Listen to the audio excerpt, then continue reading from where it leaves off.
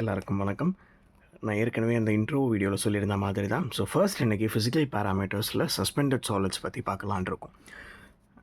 நீங்கள் பார்க்குறதா இருக்கீங்களான்னு தெரியல, பட் நான் அதை பற்றின வீடியோ போடலான் இருக்கேன். ஸோ ஒரு மேட்டர் என்னென்னா, ஃபர்ஸ்ட் சஸ்பெண்டட் சாலிட்ஸ், ஷார்ட்டாக எஸ்எஸ் அப்படின்னு போட்டுறேன்.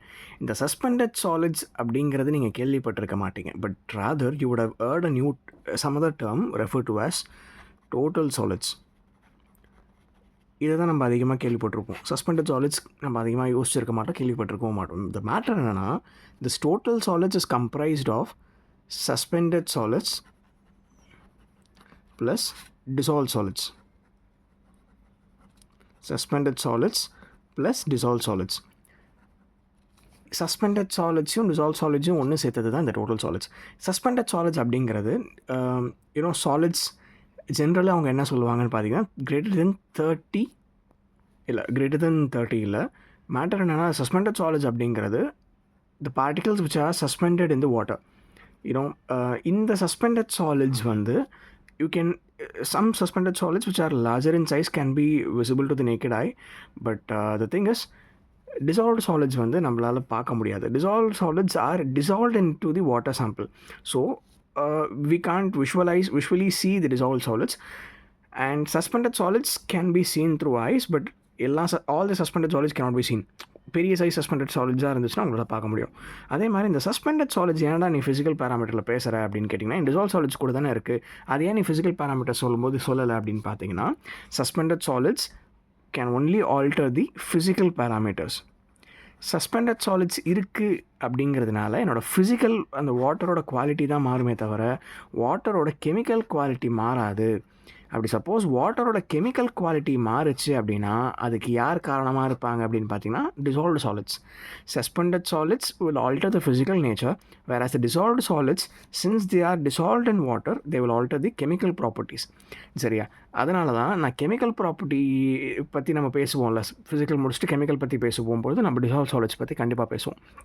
But as far as physical parameters are concern, suspended solids மட்டும்தான். ஏன்னா suspended solids can only alter the physical characteristics of the water. So இந்த சஸ்பெண்டட் சாலிட்ஸு எந்தெந்த மாதிரிலாம் இருக்கலாம், சஸ்பெண்டட் சாலிட்ஸ் எந்தெந்த மாதிரிலாம் இருக்கலாம்னா, சஸ்பெண்டட் சாலிட்ஸ் வந்து சோர்ஸ்ன்னு நான் சொல்லுவேன். லைக் ஆக்சுவலாக சோர்ஸஸ் ஆஃப் சஸ்பெண்டட் சாலிட்ஸ்னு நீங்கள் சொல்லலாம். அது என்னப்பா சோர்ஸஸ் அப்படின்னு கேட்டிங்கன்னா, ஒன்று வந்து இன்ஆர்கானிக் மேட்டராக இருக்கலாம்.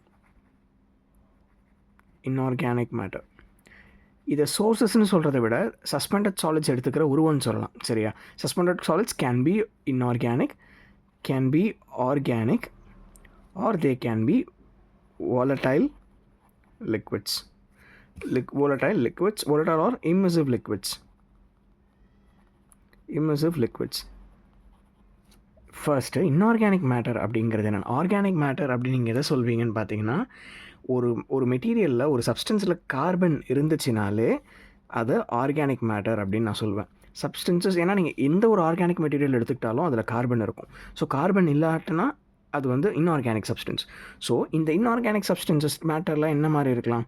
சில்ட்டு, இந்த சாண்டு, க்ளே, கிரேவல், வேறு சில அழுக்குங்க, அப்புறம் இன்னும் சொல்ல போனோம்னா நீங்கள் கொலாய்ட்ஸ் கூட நீங்கள் எடுத்துக்கலாம். சரியா? இது எல்லாமே இன்ஆர்கானிக் மேட்டர். இது நீங்கள் குடிக்க போகிற தண்ணியிலையோ இல்லை உங்களுக்கு ட்ரீட்மெண்ட்டுக்கு வேறு தண்ணியில் இருந்துச்சுன்னா then these are all inorganic matter. Suspended solids, but they are inorganic matter. Suspended solids can also be organic matter, as I told you. So organic மேட்டர்னால் என்ன இருக்கலாம்னு பார்த்தீங்கன்னா, லீஃபு, இந்த வெஜிடேட்டிவ் மேட்டர்ஸ் இருக்கலாம், வெஜிடேட்டிவ் இருக்கலாம், இந்த பிரான்ச்சஸ், ட்ரீஸோட பிரான்ச்சஸ்ஸு, டீக்ரேடபிள் மெட்டீரியல்ஸாக இருந்துச்சுன்னா அது வந்து நான் degradable as well as it should have carbon. அப்போ தான் அது ஆர்கானிக் அப்படின்னே சேர்த்துக்க முடியும். இந்த volatile and immersive liquids அப்படின்னா, இப்போ நீங்கள் ஆயில் எடுத்துக்கிட்டிங்கன்னு வச்சுக்கோங்களேன். இப்போ நீங்கள் ஆயில் ஸ்பில் பற்றி கேள்விப்பட்டிருப்பீங்க. இந்த ஆயிலுங்கிறது ஒரு மிகப்பெரிய ப்ராப்ளம். ஸோ ஆயிலாக இருக்கலாம், இந்த க்ரீஸு, ஆயில், இது எல்லாமே சாலிட்ஸில் வராது. they are all liquids, but they alter the physical property and they act as a suspended solid. ஏன்னா இப்போ நீங்கள் தண்ணியில் எண்ணெய் மிதந்துச்சுன்னா அந்த தண்ணியை நீங்கள் ஆப்வியஸாக குடிக்க போகிறது இல்லை, கரெக்டாக? ஸோ சஸ்பெண்டட் சாலிட்ஸும் அந்த மாதிரி தான்.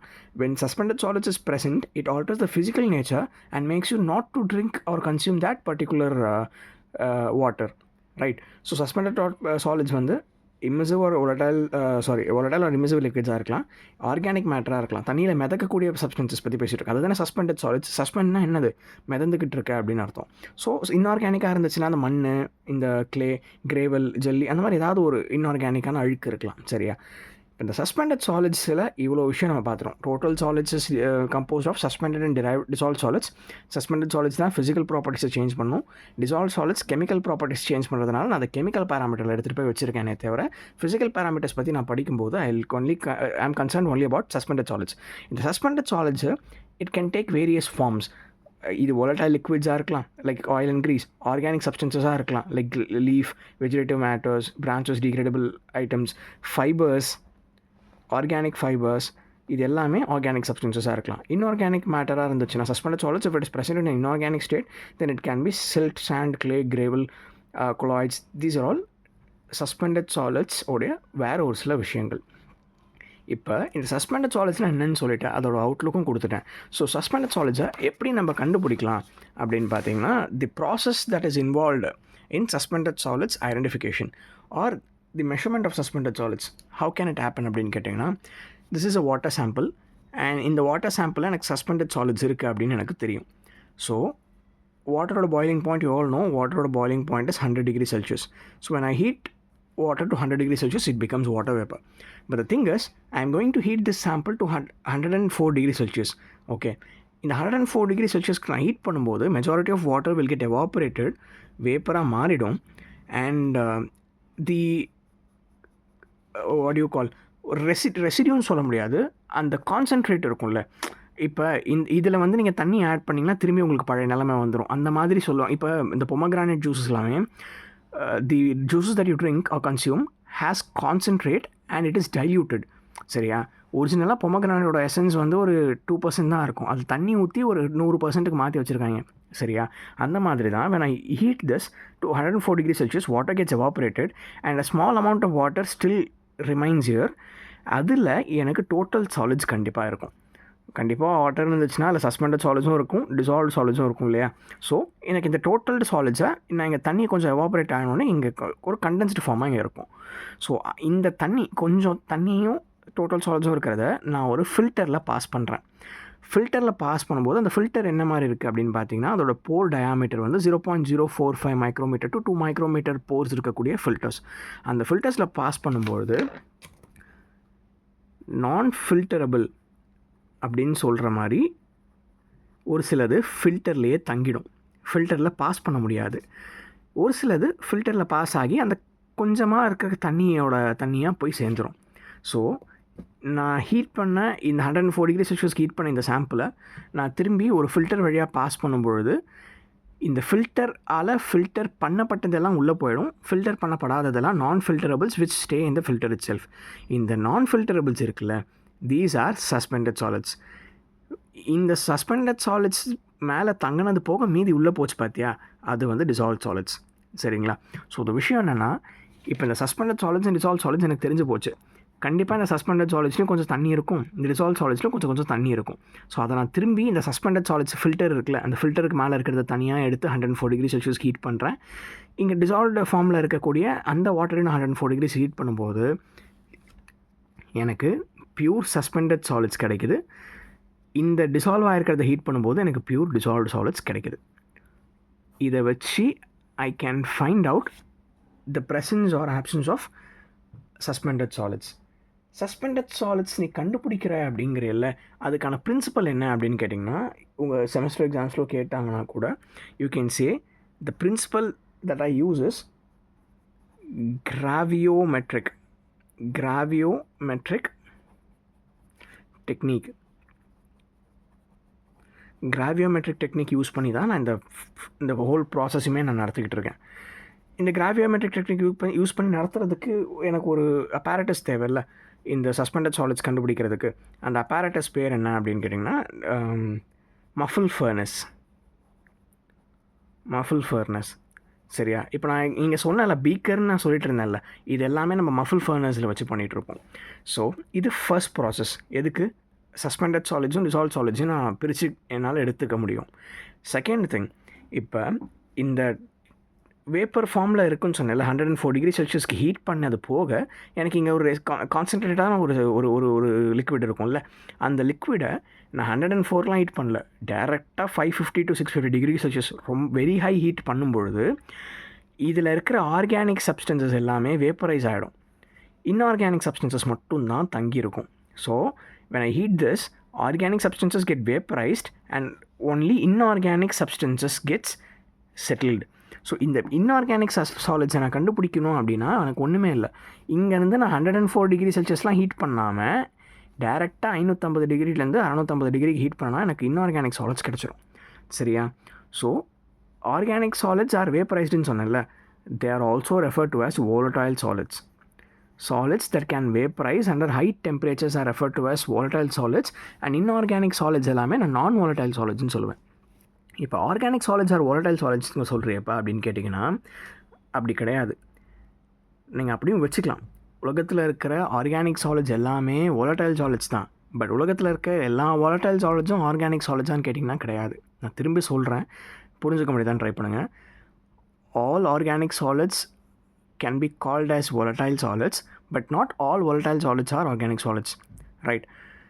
Next thing, எனக்கு inorganic solids வேணும்னா நான் இந்த மெத்தட் யூஸ் பண்ணி பியூராக இன்ஆர்கானிக் சப்ஸ்டன்சஸ் மட்டும் கண்டுபிடிச்சிருவேன். Inorganic suspended solids,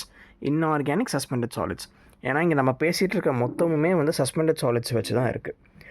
next thing is, இந்த 1 or 3 அப்படின்னு போட்டிருக்கேன்ல, அது என்னென்னா இப்போ இங்கே இந்த ப்ராசஸ் நடந்துச்சுல, அதே மாதிரி நான் இங்கே ஒரு ப்ராசஸ் பண்ணிகிட்ருக்கேன். பட் இந்த ஃபில்டரில் எனக்கு தங்கினதான் நான் இங்கே 104 டிகிரி செல்சியஸ்க்கு ஹீட் பண்ணி சஸ்பெண்டட் சாலிட்ஸ் தனியாகவும் டிசால்வ்ட் சாலிட்ஸ் தனியாகவும் பிரித்து எடுத்தேன்ல, அதே விஷயத்த இங்கே நான் 104லாம் ஹீட் பண்ணாமல் டேரெக்டாக 500 டிகிரி செல்சியஸுக்கும் 650 டிகிரி செல்சியஸ்க்கும் நான் ஹீட் பண்ணும்போது எனக்கு இன்ஆர்கானிக் சஸ்பெண்டட் சாலிட்ஸ், இன்ஆர்கானிக், ஏன்னா ஆர்கானிக் மேட்டர் எல்லாமே இந்த ஹை டெம்பரேச்சர் ஹீட் பண்ணும்போது வேப்பரைஸ் ஆகி போயிடும். ஸோ இன்ஆர்கானிக் ஃபார்ம்ஸ் மட்டும்தான் எனக்கு இருக்கும். சரியா? So this is inorganic suspended solids, inorganic dissolved solids. So இந்த ப்ராசஸ் மூலயமா வச்சு சஸ்பெண்டட் சாலிட்ஸை நான் கண்டுபிடிச்சிருவேன். இப்போ இந்த சஸ்பெண்டட் சாலிட்ஸ்க்கான லிமிட்ஸ் என்ன அப்படின்னு நீங்கள் கேட்டிங்கன்னா, லிமிட்ஸ் ஆஃப் சஸ்பெண்டட் சாலிட்ஸில் அக்செப்டபிள் லிமிட் அப்படிங்கிறது 500 mg/L. Second one, cause of rejection limit அப்படிங்கிறது 2000 mg/L. ஓகேங்களா? இதுதான் acceptable limit. This is the cause of rejection limit for suspended solids. So suspended solids உங்களுக்குலாம் புரிஞ்சிருக்கும் அப்படின்னு நினைக்கிறேன். சஸ்பெண்டட் சாலிட்ஸ் பற்றி நம்ம படிக்கிறதுனால என்னடா பிரயோஜனம் அப்படின்னு நீங்கள் கேட்டிங்கன்னா, ஏன்னா சஸ்பெண்டட் சாலிட்ஸ்னால நமக்கு ஒரு சில இம்பேக்ட்ஸ் இருக்குது. என்னென்னா, நீங்கள் ஏதாவது ஒன்று தண்ணியில் மிதந்துட்டுருக்குன்னா அந்த தண்ணியை நீங்கள் குடிப்பீங்களா? குடிக்க மாட்டீங்க. Psychological impact first one. Second one என்னென்னா, ஆர்கானிக் சப்ஸ்டன்சஸ் இருந்துச்சு அப்படின்னா, இங்கே நம்ம ஆர்கானிக் சஸ்பெண்டட் சாலிட்ஸ் இருக்குதுன்னு சொல்லியிருந்தோம்ல, இந்த ஆர்கானிக் சஸ்பெண்டட் சாலிட்ஸ் வந்து இருந்துச்சுன்னா மைக்ரோ ஆர்கானிசம்ஸ் வளர்கிறதுக்கு அதுவே வந்து ஒரு காரணமாக இருக்கும். we don't want microorganisms in our water, do we? So that is another impact. Third one is incrustation அப்படின்னு சொல்லுவாங்க. இன்க்ரஸ்டேஷன் அப்படிங்கிறது என்ன அப்படின்னு பார்த்தீங்கன்னா, இப்போ ஒரு பைப் இருக்குன்னா பைப்பு வழியாக தான் நம்ம வீட்டுக்கெலாம் தண்ணி வருது. ஸோ இந்த பைப்பில் சஸ்பெண்டட் சாலிட்ஸ் இந்த தண்ணியில் இருந்துச்சு அப்படின்னா அந்த சாலிட்ஸ் எல்லாமே அந்த பைப் ஓரமாக போய் ஒட்டி அந்த பைப்பை எப்படி சொல்கிறது, பைப்பை அடைச்சிக்கும். கொஞ்சம் கொஞ்சமாக அந்த சஸ்பெண்டட் சாலிட்ஸ் சேர்ந்து, it depends on the waters velocity. With respect to the water's velocity, suspended solids get accumulated onto the walls of the pipe and it leads to choking. So பைப்லேருந்து தண்ணி வராது. ஸோ இது எல்லாமே impacts. ஓகேயா? So suspended solids பற்றின ஒரு overview உங்களுக்கு கிடச்சிருக்கும் அப்படின்னு நம்புகிறேன். சஸ்பெண்டட் சாலிட்ஸோட ப்ராசஸ், சஸ்பெண்டட் சாலிட்ஸோட லிமிட், இந்த ப்ராசஸ்க்கான பிரின்சிபல், இந்த ப்ராசஸ்க்கு நான் யூஸ் பண்ணுற apparatus, அதனுடைய இம்பேக்ட்ஸ். ஸோ சஸ்பெண்டட் சாலிட்ஸ் நம்ம இந்த வீடியோவில் கவர் பண்ணியிருக்கோம். ஃப்யூச்சரில் I'll put in videos for turbidity, color, order, temperature, and then we'll proceed with the chemical parameters. So take care until next video. ஏதாவது டவுட்னா கமெண்ட் செக்ஷனில் போடுங்க. இல்லை வேறு ஏதாவது வீடியோஸ் வேணுனாலும் just let me know, so I'll work on it. And thank you. Hope I made you all understand. I hope you all see the bigger picture as well as the minute details. So thank you. Stay safe and healthy.